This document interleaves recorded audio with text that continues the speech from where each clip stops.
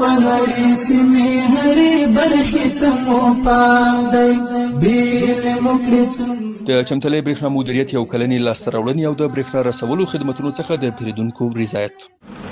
د چمتلې برېښنا مدیریت مسؤلین وایي تیر یو کال کې په بیلابېلو برخو کې د پام وړ لاسته راوړنې لرلې. د 1000 انالوګ میټرونو تبدیلول په ډیجیټل میټرونو باندې د 2000 میټر صندوقونو اصلاح او د 15 پایه سویچ بورډونو ترمیم او بدلول د یاد مدیریت له عمده لاسته راوړنو څخه دي. 5 پایه سویچ بوردا و تعویض کردیم یا ترمیم کردیم و مومیترایی که انالوگ یا ایمکو بوده او به دیجیتال تبدیل کردیم تقریبا در حدود 1000 میشه. صندوقایی که اصلاح کردیم در ساحه مدیریت برق چمتلا در ساحه مختلف تقریبا در حدود 2000 بوده. دغه راز د یاد مدیریت مسؤلین وایي چې په تیر یو کال کې د دې مدیریت اړوند په بیلابېلو سیمو کې 1250 متره زاړه کیبلونه په نویو کیبلونو تبدیل کړي او 600 پایې هستوګریز میټرونه یې په تجارتي میټرونو تبدیل کړي او د پرورو پیرودونکو د پورونو د ګراف کچه هم د تیر کال په پرتله ټیټه ده. 600 متر لري هایشینه په تجارتي استفاده کوله چې هغه هم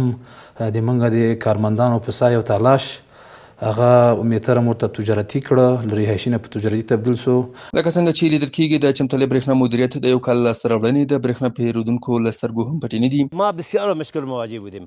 امارات که آمده در حدود بسیار کم وقتی برج ما را تکمیل کرده. ما از پیش راضی هستیم خدا از پیش راضی باشه. د کوچکین پایان کلی د برېښنا پیاوړي کول د دې باعث شوي چې د یادې سیمې د برېښنا اړتیاوې هوارې شي او د برېښنا له اضافه بارۍ څخه مخنیوی وشي. اوس انشاءالله هیڅ مشکل نشته او ټول خلک خوشحاله دي انشاءالله.